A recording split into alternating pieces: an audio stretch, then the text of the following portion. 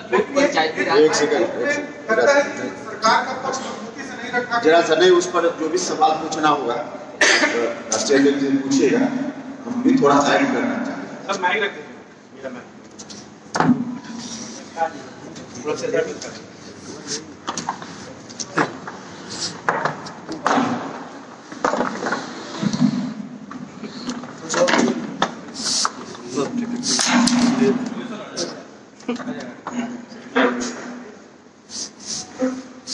देखिए, भारतीय जनता पार्टी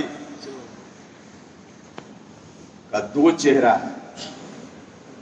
एक चेहरा जिसकी चर्चा राष्ट्रीय अध्यक्ष जी ने की, आरक्षण विरोधी चेहरा, जिसको अंदर छुपाए रखते हैं और बाहर लोगों के बीच दूसरा चेहरा लाते हैं और कोशिश करते हैं कि लोग उनके बाहर वाले चेहरे पर भरोसा कर लें।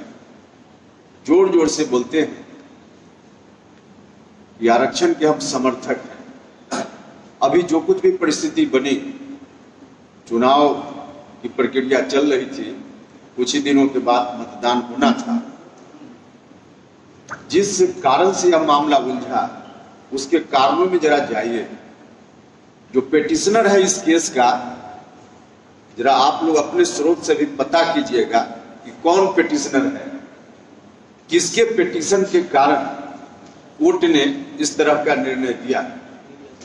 आपको पता चल जाएगा कि भारतीय जनता पार्टी का क्या लिंक है उससे। आज रुका है रिजर्वेशन, इसके लिए सबसे ज्यादा सेलिब्रेट कौन कर रहा है? आप बीजेपी नेताओं के घर में व्यक्तिगत रूप से जाइए तो पता चल जाएगा कि आज कौन सेलिब्रेट कर रहा है इस बात को लेकर। हिटलर जिस तरह से कहता था कि किसी एक झूठ को 100 बार बोलो तो सच दिखेगा, इसी थ्योरी पर बीजेपी के लोग चलते हैं। बार बार किसी बात को, झूठ को भी इतनी बार बोलो कि लोग सच समझने लगे। लेकिन मुगालते में है लोग, बिहार के लोग और देश के लोग अब उनके झूठ में नहीं आने वाले। दूसरी चीज कि भारतीय जनता पार्टी का रवैया पुराना है, जिसकी चर्चा राष्ट्रीय अध्यक्ष जी कर रहे थे कि आरएसएस के नेता ने क्या कहा है रिजर्वेशन के बारे में। कुल मिलाजुलाकर उनकी कोशिश है, सिर्फ बिहार की यह अकेली घटना आरक्षण को रोकने की कोशिश नहीं है, बल्कि देश भर में ऐसी घटनाएं हो रही और इन तमाम घटनाओं के पीछे भारतीय जनता पार्टी खड़ी होती है।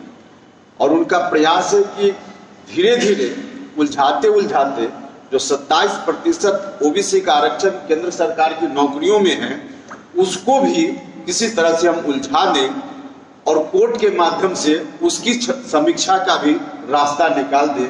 जो बीजेपी के लोग बार बार बोलते हैं कि समीक्षा होनी चाहिए, तो चाहते हैं कि 27% जो रिजर्वेशन है उसको भी समीक्षा के दायरे में डायरेक्ट बीजेपी या सरकार के माध्यम से लोग नहीं कर सकते हैं, क्योंकि जनता के बीच दूसरा चेहरा परोसना चाहते हैं। तो कोर्ट के माध्यम से इन चीजों को उलझाने की उनकी कोशिश है।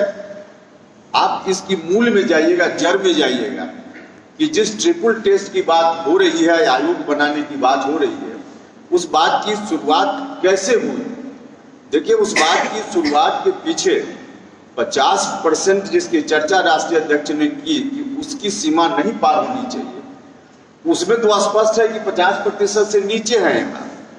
लेकिन उसके अतिरिक्त ट्रिपल टेस्ट में कोर्ट ने जो कहा, जो आधार बना कोर्ट के इस तरह की बात को करने के लिए, वो आधार कहां से बना?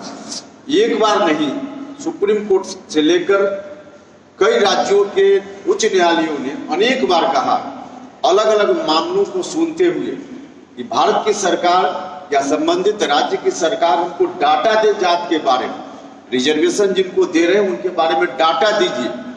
डाटा इनके पास नहीं है, नया फ्रेश डाटा नहीं है, फ्रेश डाटा जुटाना नहीं चाहते हैं। और इसके पीछे भी इनकी मंशा साफ नहीं है, वरना डाटा लोग जुटाते। और फ्रेश डाटा नहीं होने के कारण ही कोर्ट के सामने यह गुंजाइश बनी कि कोर्ट ने, चाहे महाराष्ट्र का मामला हो, मध्य प्रदेश का मामला हो और अभी यहाँ या दूसरे राज्यों में, कोर्ट ने ट्रिपल टेस्ट में कहा कि पिछड़ेपन का आंकड़ा लाइए, इसलिए कोर्ट ने एक नई व्यवस्था दे दी। अगर इन लोगों ने आंकड़ा दे दिया होता, सेंसस 10 साल पर होता है हमारे यहाँ, वो सेंसस के साथ जात की गिनती भी कराते रहते तो कोई अलग से आंकड़ा जुटाने के लिए कोई कमीशन की जरूरत ही नहीं पड़ती। तो इन लोगों ने जो रवैया अपनाया है, उस रवैया के चलते कोर्ट में ऐसी स्थिति बनी है और इन लोगों की कोशिश वही है कि सारे मामलों को जो रिजर्वेशन से संबंधित है, अंततः 27% रिजर्वेशन को भी हम उलझा दें। तो यह इनकी कोशिश है।